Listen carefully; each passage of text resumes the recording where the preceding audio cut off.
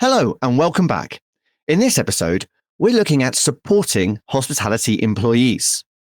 Joining me will be Sean Wheeler, People and Culture Consultant at Sean Wheeler Consulting, Jeremy Gibson, Marketing Director at Hospitality Action, and Craig Prentice, the creator of Walk for Wellbeing.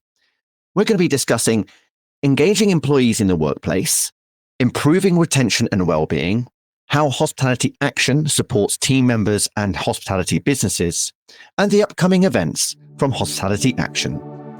Welcome to Travel Market Life, your companion for industry insights and professional business development. Travel Market Life. Join us by webcast, video or podcast. So joining me is Sean Wheeler, People and Culture Consultant at Sean Wheeler Consultant. Hello there, Sean. Thanks ever so much for joining me. Now, hospitality has had a massively tricky situation over the last few years, really trying to get their staff to remain loyal, to recruit the right people. I mean, is this, you're seeing this continually at the moment across all hospitality businesses? It's been a challenge, Ryan, but since lockdown and since Brexit, it's been an ongoing challenge. It hasn't really helped, I'm not going to lie. But a lot of what I would call the informed employers are really making good progress of how they're looking after their people and really have to put some retention and well-being strategies in place for their people, because it is incredibly hard to find people. So we have to do everything we can to keep them in the industry. And we're doing an awful lot of work in that area at the moment. I mean, it's a lot of work anyway to source the right people, do the interviews, go through the onboarding process. So quite a cost as well for businesses. Now, as you say, you've been looking at some of these initiatives that you can put in place for people and culture. So I'd like to run through some of those now really with you, Sean. What are some of the HR initiatives that businesses utilizing to manage the mental health of team members in particular? I think for mental health, they need to have a very holistic approach to well-being, and mental health just sits under that banner.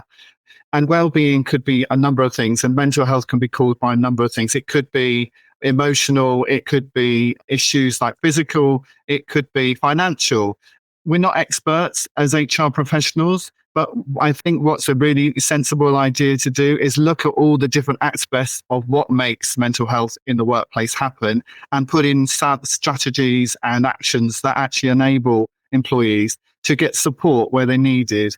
Now, a lot of it can be done internally. So things like having a mental health first aider in the workplace, can be things like doing some feedback, getting some surveys to actually understand what is the root cause of the feedback, because a lot of the things could be dealt with. I call it being brilliant at the basics. Sometimes issues are caused in the workplace because people don't know when they're working. They don't know when their days off are.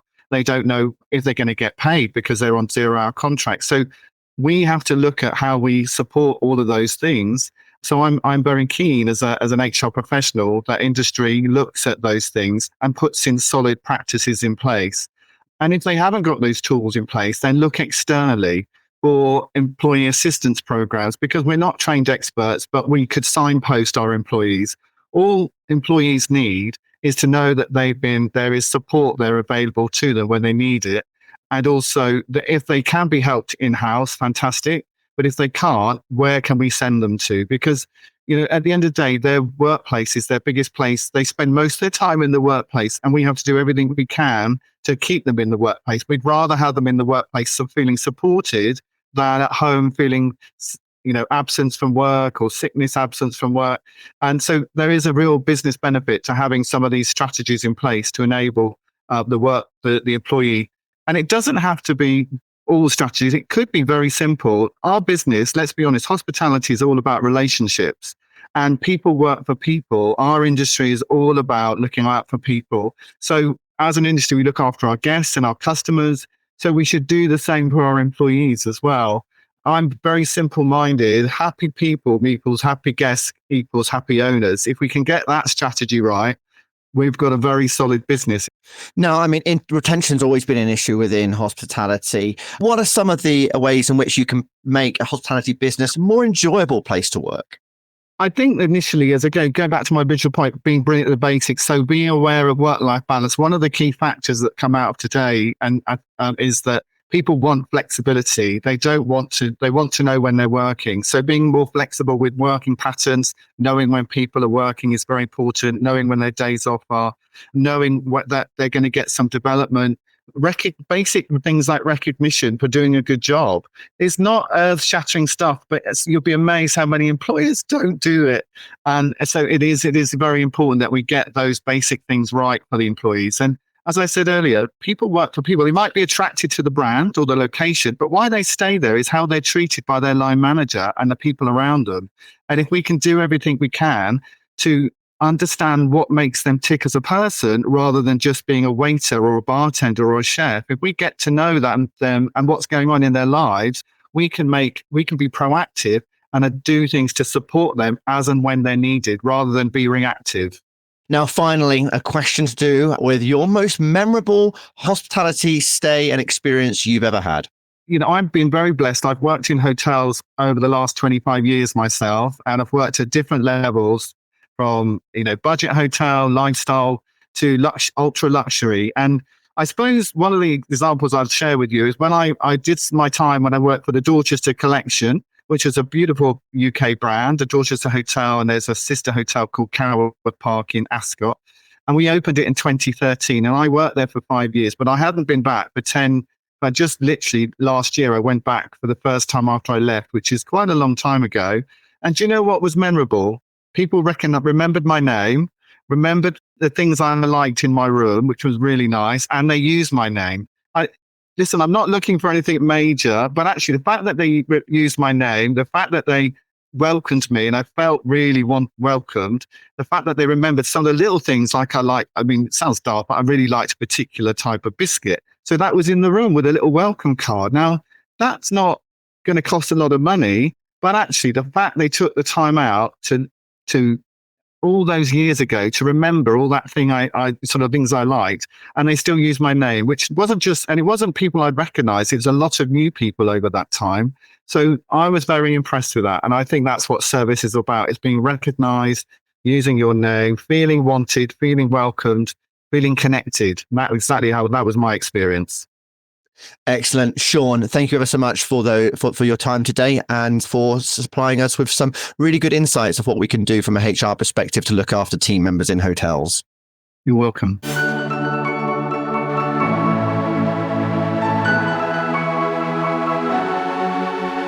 Joining me now is Jeremy Gibson, the Marketing Director at Hospitality Action.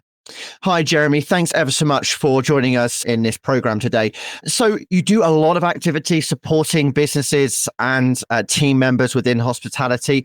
Please tell us a bit more about how you provide the services and support to businesses to address their HR initiatives. Sure. So we help businesses in a number of ways. So the main thing that we do for businesses is we have an employee assistance program that protects around 200,000 lives in hospitality businesses. And the EAP provides wraparound care so that employees can pick up the phone and speak to a trained counsellor any time of the day or night, and we can connect them with experts who can help them get to the bottom of their issue.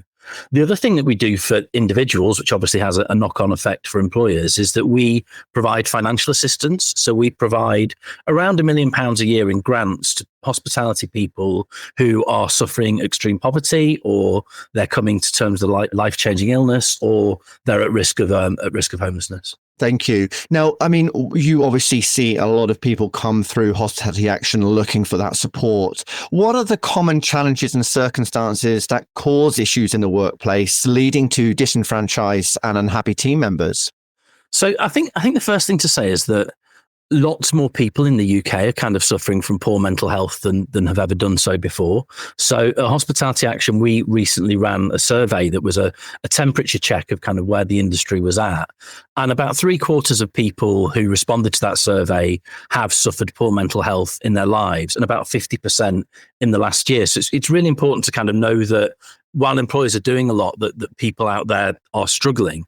The main drivers that are causing people to feel anxious is this kind of difficult relationship between worrying about their work-life balance and whether they're kind of at home enough for their families and things like that, but also financial pressures. So in this kind of post-pandemic world, there are a lot of people who are suffering from really poor financial health, carrying lots of debt. People have built up rent or council tax or utility arrears. So there's lots of people who are just really worried about making ends meet, and that kind of bleeds into their work life.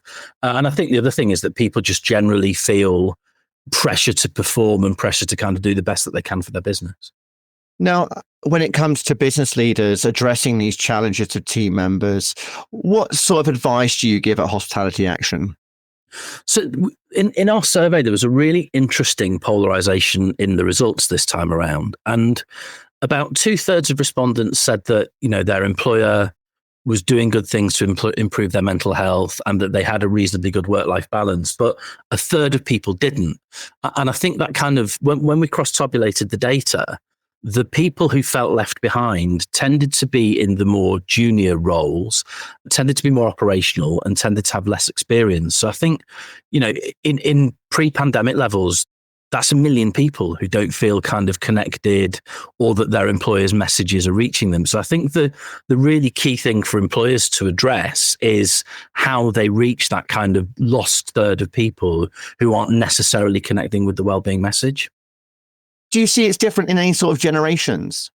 Yeah, I think that kind of people who've worked for longer feel a lot kind of more confident to kind of speak about their mental health. I mean, one of the things that we found is that about 65% of people, so generally speaking, people feel more confident across the age ranges, but generally younger people, I think, feel a lot more confident to speak about their mental health. But about 65% of people in our most recent survey felt that disclosing poor mental health in the workplace would be detrimental to their and future prospects of that employer. So I think, again, that kind of the believability of the message and that cutting through to the harder to reach or the younger parts of the workforce, I think, is really important.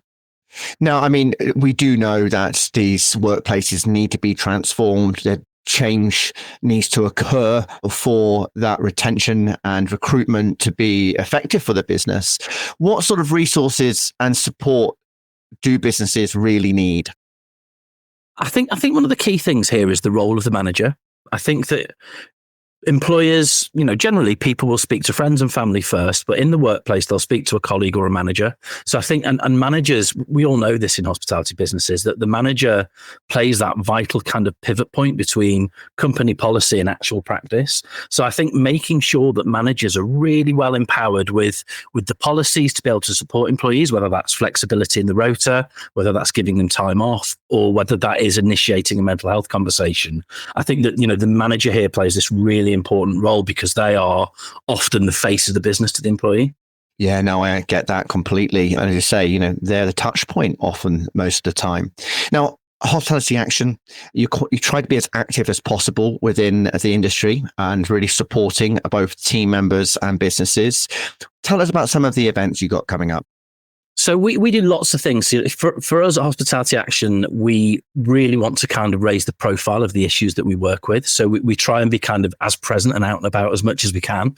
We have a number of events that are coming up. Now, Hospitality Action are only able to do the good work that we do thanks to the generosity of people in the industry. So we're always fundraising. So in October, we've got Walk for Wellbeing, which I think is the very embodiment of kind of what we do. So Walk for Wellbeing is it's about fundraising, it's about raising money, but actually it's about taking care of your physical health by getting out there and having a walk, but also it's about building bridges with your colleagues and kind of having a mental health conversation away from the workplace. So that's our next big event. Then we also have a number of chef's dinners coming up before the end of the year. And then we move into the kind of all the challenges and sporting events of next year. Wow. Okay. That's fantastic. It's great that you've got a nice calendar of ways to connect with hospitality. Now, a question for you, Jeremy. On an average day, how do you get yourself out of a mental rut? So we're all very busy. So I do two things when I get into a mental rut. I know I'm in a mental rut when I tend to procrastinate. So I do two things. The first thing is I make a list. And then the second thing is I take the dog for a walk and then I attack the list.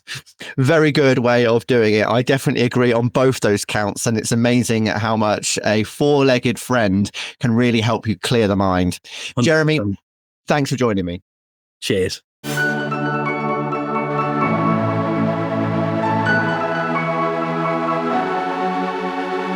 On the line now is Craig Prentice, a patron of Hospitality Action, creator of Walk for Wellbeing, and director and founder of hospitality talent partner Mum.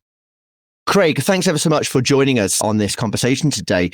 So, really like to delve into with you, what examples of hospitality businesses are successfully improving their retention, productivity, and engagement of their teams? Hi, Ryan. Great to be with you today. I guess in short, I'd probably summarize by saying when it comes to retention, the ones who are doing it the best are those that are focusing on career development, improved benefits or enhanced benefits, and providing a real healthy work environment with that work-life balance that so many more people are striving towards. There are so many ways to achieve all of those different things, but I think if companies set out to focus on retention in those areas, they're definitely onto a winner. I mean, burnout is a big thing, isn't it, within hospitality, because people are expected to do extra hours or stay on until someone else comes in to take over from them. And that can lead to a lot of draining of energy and of, as you say, having that work-life balance.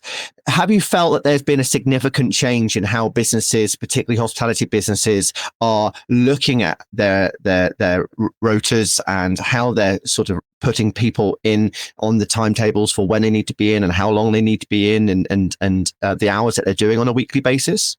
Yeah, I think naturally, the last few years particularly, and the desire for businesses to become more friendly in terms of the way they look after people. Yeah, there's been a natural shift for sure. I think, definitely on the front line, people are looking after their teams by being a bit more creative with work patterns and rotas in general. But we like to work hard in hospitality, don't we? And I think, if you look at a generic hospitality person, they tend to be very committed, very passionate and very hardworking. So you mix those kind of elements up, or, that kind of personality with, I guess, expectations of business owners, and you can sometimes go down that path of burnout. I think it ties quite nicely in with your first question, also about productivity. But, knowing your team strengths and knowing when you're, creating those positive work environments, equipping people with the right tools are all really key. And, rotas are just a tiny part of that. So, yeah, happiness is key. And creating those positive work environments are also. It does sound like that we need to be careful not to take advantage of goodwill and also the passion that people have, because, as you say, there's only a certain amount of sort of capacity that we all have to deliver that passion. And no matter how conscientious someone is, sometimes we often need to say, right, time for you to go home and have some time off, isn't it? And managers, I think, hospitality can often get swept away by enthusiasm of their employees rather than actually say, no, it's time to stop. Yeah, there definitely needs to be sort of an understanding about limits and bandwidth, I guess, capacity, if you can call it that. In my 20s, I used to hold down 2 jobs, work 60, 70 hours a day. A lot of people that I speak to these days, are still working that amount of hours, but that can only go on for so long. It shouldn't go on at all, really, if you think about, the human body and, our physical, mental health, but it does. And I think it's much more easy to kind of do that when you are a bit younger, as I was then. Yeah, absolutely. As creator of Walk for Wellbeing, you've got a series of events coming up. Tell us about the dates and how people can sign up. Sure. So this year's Walk for Wellbeing takes place between Thursday, the 10th of October, which happens to be World Mental Health Day, and goes through to the Sunday, the 27th of October. So it's 2 and a bit weeks. The event is fully flexible and accessible, meaning people can take place wherever they are across the UK. We are hosting a number of hosted city walks, which are 20 kilometres, so quite punchy in terms of distance. The idea is to challenge ourselves in London, Oxford, Bath, Bristol, Cardiff, Birmingham, Liverpool, Manchester and Glasgow. I think I've got them all there. Or people have the option to walk it their way wherever they are in the UK, however far they want to. So that if the 20K is not quite for you or you can't get to one of those cities, you can challenge yourself and your own distance either on one of those days, across the 2.5 week period or across a number of days. I've got a friend that's recovering on a road to recovery from an illness and is currently on an oxygen tank full time and hasn't managed to kind of progress her physical activity, but is challenging herself for a mile during that initiative, which is fantastic. So it really, becomes much more of a personalized challenge rather than a big 20K. Absolutely. And how do people sign up? Well, last year we had over 800. This year we're hoping for 1,000. We've got 200 already signed up. And like I say, people joining from all parts of the country, all areas of hospitality, just pulling together to make a positive difference. Excellent. Lovely. If people want to find out more details, they can find it on the description in the podcast. So another question to you, a personal question to you, Craig. So what little things make you feel valued and recognized as a guest? Gosh, I think being recognized is always a winner. So being recognized when you return in itself is a winner for me. Automatically makes you feel valued. Mm-hmm. I think then when personalized touches are added to your service or your stay and enhanced or elevated, I think that is always a winner, and I guess takes the experience up a notch or two. That's wonderful, Craig. Thank you very much for your time today. Thank you, Ryan. Great to be here. For more, go to Travel Market Life. The music Sensation by Zach Nelson is reproduced under license from Storyblocks. Travel Market Life is a Haynes Marcoms digital marketing agency production, serving the travel and technology industries.